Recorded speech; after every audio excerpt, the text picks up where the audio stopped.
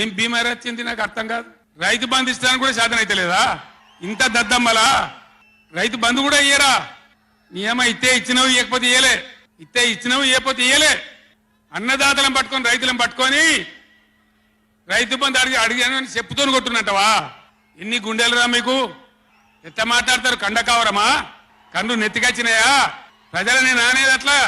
ఒక్క మాట చెప్తున్న జాగ్రత్త. నోడు దురిసి మాట్లాడటోలారా, చెప్పులు పంటలు పండించే రైతులకు కూడా ఉంటాయి.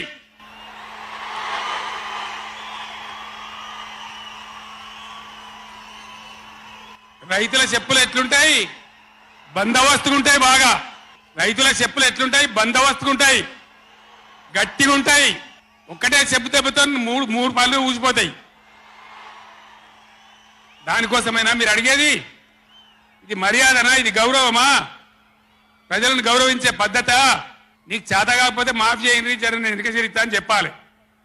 వెళ్తలేదు అని చెప్పాలి, మాకు చేయలేదు అని చెప్పాలి. కానీ అడిగిన చెప్తోని కొట్టాలి. కేసీఆర్ సెలవు నల్గొండ అంటే కేసీఆర్ను తిరగనీయం.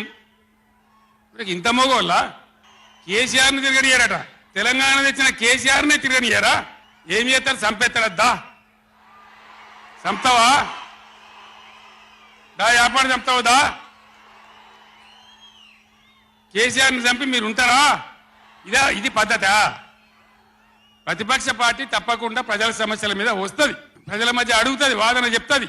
నీ దమ్ముంటే మేము చేసిన దానికన్నా ఇంకా మంచిగా చేసి చూపి, కరెంటు మంచిగా చూపి.